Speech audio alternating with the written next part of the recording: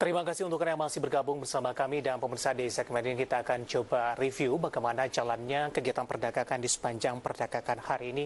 Dan kami informasikan kembali, kami masih mengundang Anda untuk bisa berpartisipasi aktif bersama kami di nomor WhatsApp interaktif kami di 0812 di 1398 di 3749. Anda bisa bertanya secara langsung terkait dengan koleksi saham Anda sampai sejauh ini, ataupun Anda ingin masuk kepada saham-saham tertentu, level menarik berapa saja yang bisa diperhatikan, baik untuk investasi jangka pendek, jangka menengah, ataupun untuk jangka panjang.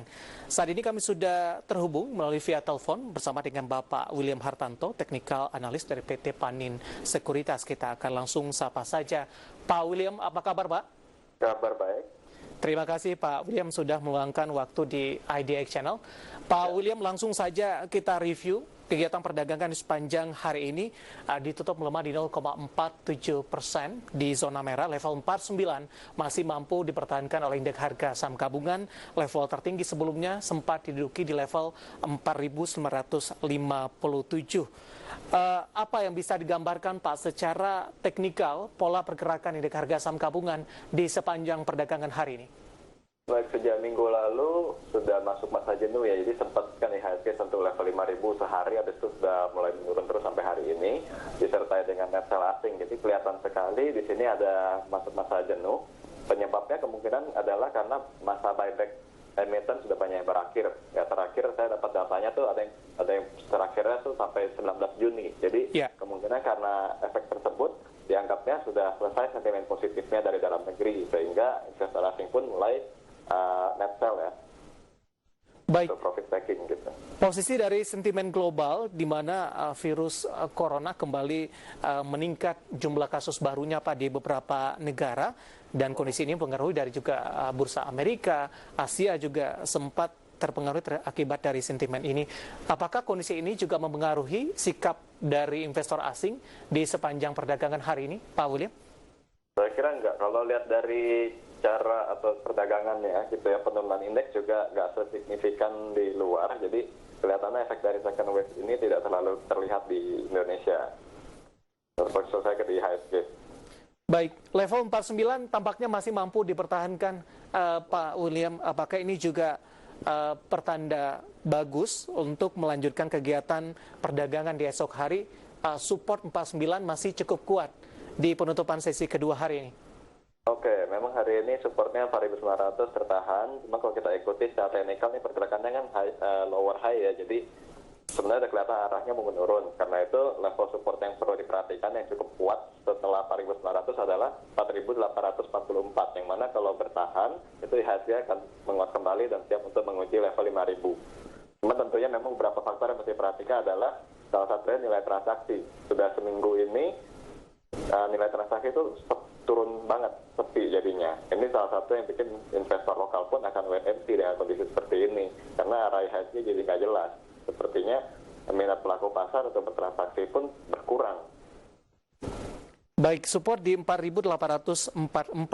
Ini jangka pendek, Pak William, terutama untuk perdagangan esok hari, Pak?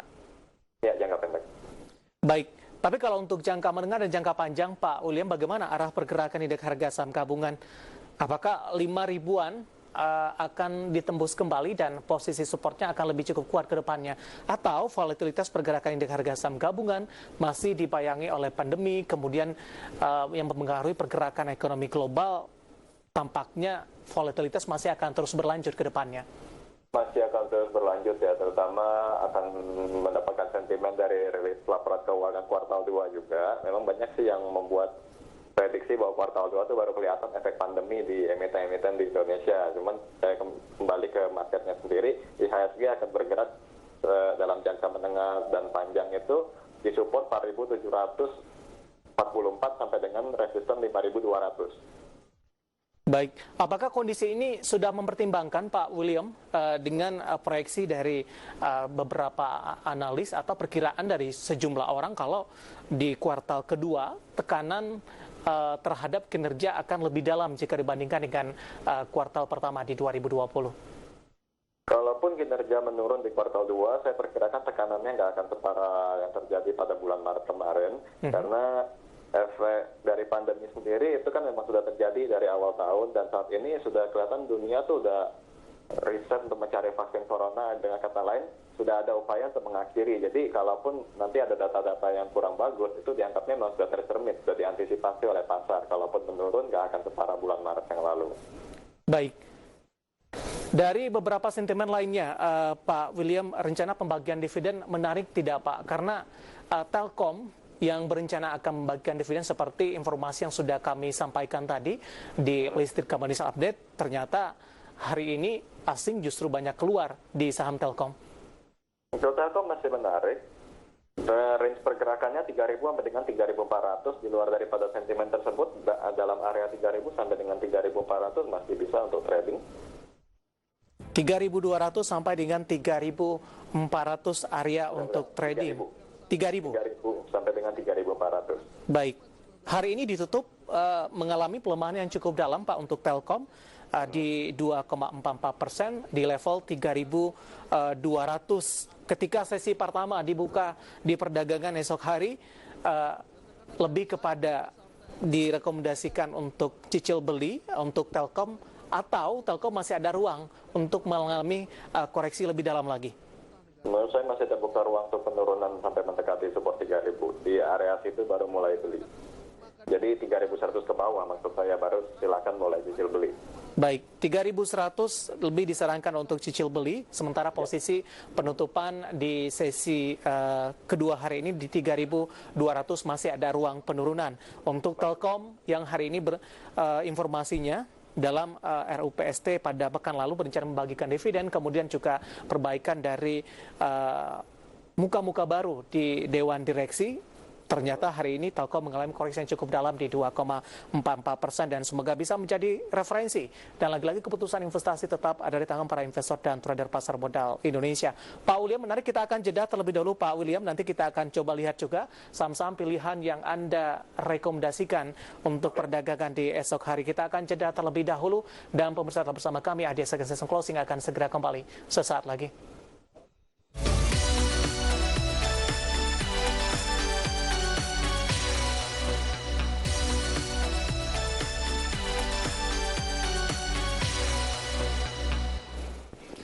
Terima kasih untuk Anda yang masih bergabung bersama kami di AJ Second Session Closing pemirsa, dan kami juga masih mengundang Anda untuk bisa berpartisipasi aktif bersama kami di WhatsApp interaktif kami di 0812 di 1398 di 3749. Dan sebelum kita lanjutkan perbincangan bersama dengan Bapak William Hartanto, kita akan coba lihat saham-saham pilihan yang direkomendasikan untuk perdagangan esok hari. Dapat Anda saksikan juga di layar televisi Anda, di antaranya adalah ada KLBF, kemudian juga ada SMP dari perkebunan, kemudian juga untuk saham lainnya ada MDKA dan juga ada LSIP. Semuanya direkomendasikan buy untuk perdagangan esok hari. Pak William masih bergabung bersama kami, Pak? Ya. Pak William, menarik saham-saham pilihan yang Anda rekomendasikan didominasi oleh saham-saham berbasis CPO dari perkebunan ini. Pak William, apa pertimbangan Anda merekomendasikan untuk saham-saham yang ada di sektor ini, Pak? Yang memang di penutupan sesi kedua kalau kita lihat untuk SMP dan LSIP justru mengalami penguatan yang signifikan di tengah pelemahan indeks harga saham gabungan di penutupan sesi kedua hari ini. Baik, saya menggunakan pendekatannya yaitu dari tren harga CPO yang memang menguat, jadi itu akan menjadi sebuah sentimen untuk saham-saham CPO itu sendiri, dan memang posisi chart teknikal ya. Kalau LSIP memang sudah menguat sudah dari bulan April, dan SMP untuk saham satu sektor dari CPO dia sedikit tertinggal dan baru mulai terjadi akumulasi pada sesi pertama tadi. Dan kabar baiknya akumulasi tersebut masih berlanjut sampai dengan sesi 2, sehingga saya rekomendasikan.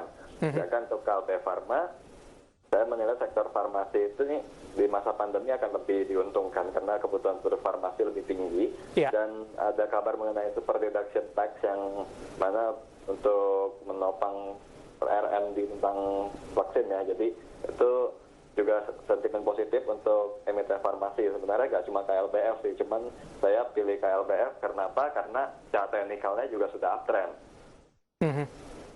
Nah, kalau untuk MDKA itu hanya mengikuti tren harga emas, karena saya perhatikan setiap kali harga emas menguat, MDKA akan ikut menguat, dan sebaliknya ketika harga emas koreksi, MDKA akan ikut koreksi. Jadi korelasinya kuat sekali, dan saat ini harga emas menguat, tentu saja MDKA menjadi pilihan. Baik, keempat saham yang Anda rekomendasikan Pak William ini ditutup di zona hijau di penutupan sesi kedua hari ini. Apakah di perdagangan esok hari masih ada ruang untuk penguatan kembali atau tetap diwaspadai untuk aksi profit taking? Kita mulai dari saham-saham berbasis perkebunan terlebih dahulu Pak William. Untuk LSIP yang Anda rekomendasikan buy, di mana pada penutupan sesi kedua hari ini ditutup di level 865. Ini menguat di 5,49%, range-nya 830 terendah 875 di penutupan sesi kedua hari ini atau di sepanjang perdagangan hari ini. Buy di level berapa yang Anda rekomendasikan dengan penguatan signifikan di penutupan sesi kedua hari ini? Baik, mengikuti terendahnya 830 dengan ada tinggi 875, area untuk belinya itu 845 sampai dengan 860 dengan target pada 900 sampai dengan 925. Ya. 900 sampai 925. 925. Ya. Ya, untuk dari LSIP 865 masih ada ruang penguatan dengan posisi penutupan sesi kedua di hari ini di 865 Pak William. Direkomendasikan cicil beli atau lebih ke seperti apa rekomendasinya Pak ketika sesi pertama dibuka dengan penutupan signifikan di sesi kedua hari ini? Bisa ditunggu pada area yang tadi saya sebutkan. Jadi karena memang hari ini penguatannya signifikan sedangkan IHSG menurun. Jadi akan lebih rentan profit taking. Jadi kemungkinan pada pembukaan besok itu akan terjadi penurunan sampai dengan 845. Di situ investor boleh mulai cicil beli. Baik, 845 untuk entry level yang bisa diperhatikan untuk LSIP, saham berbasis perkebunan. Selain LSIP ada juga SCMP, tapi sebelum kita bahas SCMP, Pak William, sudah ada pertanyaan yang masuk yang sudah berpartisipasi di WhatsApp interaktif kami. Ada Ibu Miska yang ada di Makassar. Ini kita sudah sampai di penghujung semester pertama ini Pak William. Ini Ibu Miska di Makassar ini menanyakan bagaimana rekomendasi saham di semester kedua nantinya Pak. Baik, itu akan mengikuti pada kinerja nanti ya, laporan keuangan kuartal 2 maksud saya. Jadi variatif, nggak semuanya akan melanjutkan penguatan, beberapa mungkin akan menurun kembali. Yang paling mungkin untuk survive itu akan dari dari sektor consumer goods yang paling survive di saat ini. Jadi perkiraan saya di semester 2 nanti fokus pelaku pasar akan lebih pada ke saham-saham consumer goods. Ya. Untuk dari pemilihan sahamnya Pak, apakah dari semua saham yang masuk ke dalam consumer group atau tetap kepada selective buying dalam hal ini? Bisa semuanya, semuanya dari consumer goods di saat seperti ini. Atau mungkin ada beberapa yang Anda jagokan untuk semester kedua nanti dari saham-saham sektor consumer goods? Secara khusus dijagokan ya, dari consumer goods itu INDF dan ICBP, lalu saham Hoki, lalu Cleo. INDF, ICBP, Hoki, dan Cleo. Ya. Ketika ambil posisi terhadap keempat saham ini, apakah di posisi penutupan perdagangan di sesi kedua hari ini sudah mulai melakukan cicil beli untuk menghadapi di semester kedua nantinya Pak William? INDF bisa, untuk ICBP sebaiknya ditunggu koreksi dengan estimasi supportnya pada 8.800, sedangkan Hoki bisa ditunggu lagi koreksi sampai dengan 635 bisa mulai cicil beli, sedangkan untuk Cleo dari harga penutupan hari ini pun juga bisa masuk. Baik, INDF, ICBP, Hoki, dan Cleo yang Anda rekomendasikan untuk semester kedua, di mana sektor consumer good lebih kepada saham-saham yang defensif juga dalam hal ini, Pak William. Betul. Baik, jawaban untuk Ibu Miska yang ada di Makassar, dan lagi-lagi keputusan investasi tetap ada di tangan Anda, para investor dan trader pasar modal Indonesia. Kita kembali ke saham pilihan yang Anda rekomendasikan, Pak William, sambil menunggu pertanyaan selanjutnya dari para investor dan trader pasar modal Indonesia di WhatsApp interaktif kami. SCMP, Anda juga rekomendasikan buy untuk perdagangan esok hari. Analisisnya, Pak William. Baik. Dengan penguatan sudah 5% ke atas begitu, jadi memang kemungkinan profit taking-nya pun sama, cukup besar. Kalau terjadi profit taking dan masih di atas level 232, itu sudah menjadi area beli. Estimasi saya besok koreksinya terbatas hanya sampai 244. Jadi sudah bisa mulai beli di area tersebut. targetnya 270 sampai dengan 288. Baik, 270 sampai dengan 288. Tunggu Ya. koreksi terlebih dahulu di level 244. Tapi dari sisi valuasi, Pak William. Dari sisi valuasi, kalau fundamental saya nggak tahu. Tapi dari sisi harga ini masih cukup menarik? Menarik. Baik, ada ICMP yang direkomendasikan, kemudian juga ada LSIP tadi yang direkomendasikan. Masih ada dua saham pilihan lagi, ada KLBF, kemudian juga ada MDKA yang hari ini juga ditutup di zona hijau. Kita masih punya satu segmen lagi, Pak William, kita akan jeda kembali terlebih dahulu. Dan pemirsa bersama kami, ada session closing akan segera kembali sesaat lagi.